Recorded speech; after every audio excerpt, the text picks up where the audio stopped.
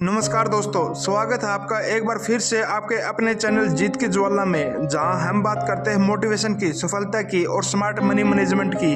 आज है रविवार और जैसा कि वादा किया था, आज हम कर रहे हैं आपके पैसे से जुड़े सवालों के जवाब। पिछले हफ्ते आपने हमें कमेंट्स में और इंस्टाग्राम डीएम में बहुत से सवाल भेजे और आज मैं उन्हीं में से 5 सबसे काम के सवालों के जवाब देने जा रहा हूँ। तो चलिए दोस्तों, शुरू करते हैं आज का money motivation question answer episode 1। पहला सवाल भेजा है राहुल जी ने गोरखपुर से। मेरी सैलरी 20,000 रुपये है, घर चलाना मुश्किल हो रहा है, सेविंग कैसे करूं?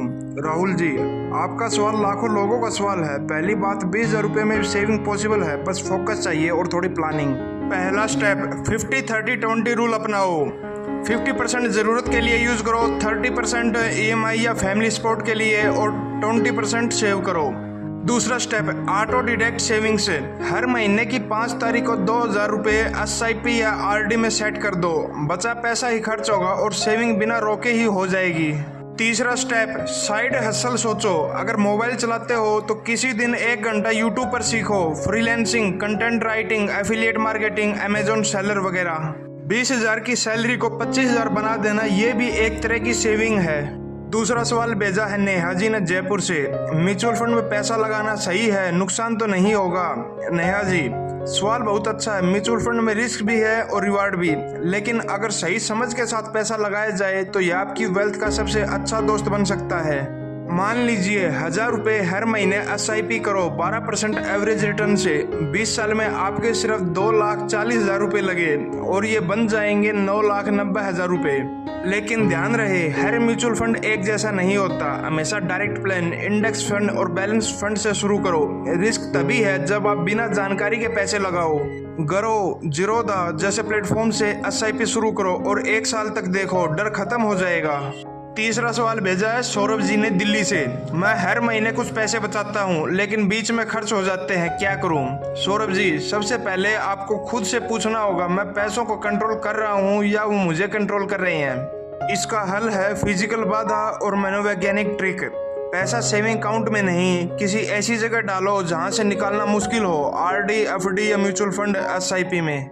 खर्च से पहले सोचो, क्या ये चीज मेरे लिए जरूरी है या बस आदत में है? अपने खर्चों का एक्सेल शीट या ऐप में रिकॉर्ड रखो। हर खर्च आपको सोचने पर मजबूर करेगा। 30 डे रूल अपनाओ। जो खरीदना है 30 दिन तक वेट करो, अगर तब भी जरूरी लगे तब ही खरीदो। याद रखो, जो पैसा आपने नहीं उड़ाया वही असली कमाई है। अगला सवाल भेजा है आरती जी ने नासिक से। क्रेडिट कार्ड से EMI सही है या गलत? आरती जी, ये सवाल बहुत ट्रिकी है और जवाब है इट डिपेंड्स। ये कब सही है? जब आप कोई जरूरी चीज ले रही हैं, जैसे लैपटॉप या इमरजेंसी मेडिकल खर्च, और आप EMI समय पर भर सकती हैं बिना इंटरेस्ट बढ़े। और ये कब गलत है? जब आप सिर्फ दिखावे के लिए खरीदारी करें, जब EMI आपकी इनकम का 30% से ज्यादा हो जाए, या जब आप मिनिमम पेमेंट करते हो। ये सबसे खतरनाक जाल है। क्रेडिट कार्ड को कभी लोन समझकर मत चलाओ, उसे डेबिट कार्ड की तरह यूज करो। मतलब खर्च उतना ही जितना उस महीने भर सको, नो कैरी फॉरवर्ड। 5वां सवाल भेजा है नितिन जी ने भोपाल से। फाइनेंशियल फ्रीडम क्या होता है और इसे कैसे हासिल करें हैं? बहुत बढ़िया सवाल नितिन जी।